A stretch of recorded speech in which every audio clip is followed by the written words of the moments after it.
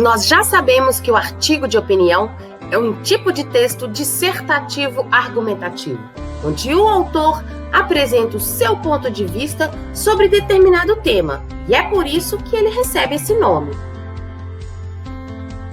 Já sabemos também que ele possui como característica ser textos escritos em primeira e terceira pessoa.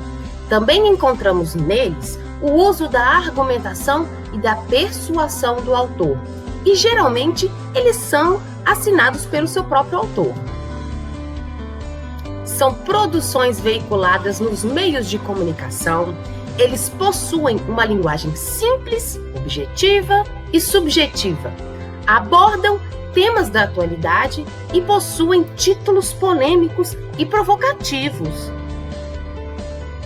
No vídeo de hoje, nós vamos aprender um pouquinho mais sobre esses dois elementos importantes para o artigo de opinião: a argumentação e a contra-argumentação. A argumentação é um recurso que tem como propósito convencer alguém, para que esse alguém tenha a opinião ou o comportamento alterado. No momento da construção textual, os argumentos são essenciais. Estes serão as provas que apresentaremos com o propósito de defender nossa ideia e convencer o leitor de que essa é a ideia correta. Existem vários tipos de argumento, e agora nós vamos aprender alguns desses tipos para ajudá-los na construção do artigo de opinião de vocês. Argumento por analogia é aquele onde fazemos uma comparação entre duas coisas e tiramos assim uma conclusão. Por exemplo, se o remédio funcionou com ratos, irá funcionar com seres humanos, pois ambos são semelhantes em seus aspectos relevantes. O argumento indutivo é aquele em que tiramos uma conclusão geral a partir de fatos particulares. Por exemplo, quando concluímos que algo sempre vai dar certo, depois de fazermos várias vezes e ver que todas as vezes que tentamos, deram certo. O argumento de autoridade se resume em citar um especialista ou uma instituição renomada para justificar uma opinião.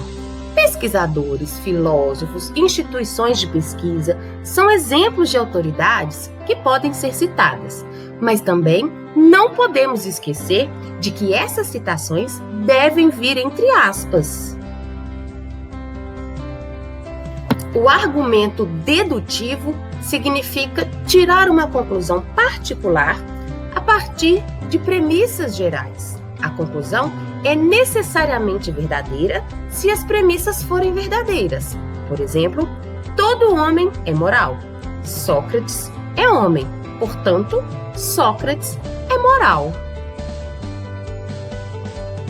O contra-argumento é um argumento que se opõe a outro. É o efeito de contra-argumentar ou de usar um argumento contrário a outro e é utilizado para contestar uma argumentação. Por exemplo, quando escrevemos um artigo de opinião, queremos convencer o nosso leitor de algo, mas o leitor pode sim não concordar e ter seus próprios argumentos discordando daquilo que falamos. Então, prevendo essa não concordância do leitor, já lançamos o contra-argumento para diminuir a possibilidade dele não concordar conosco. Uma dica é começar o parágrafo da contra-argumentação com elementos coesivos que inserem a diversidade, como mesmo que, apesar de, ao contrário do que se pode pensar, porque através deles, nós, escritores, já adiantamos contra o argumento do nosso leitor. Por exemplo, estamos escrevendo um texto e nesse texto a nossa tese é defender que o vestibular privilegia os candidatos pertencentes às classes mais favorecidas economicamente. O nosso leitor pode ter um argumento contrário à tese.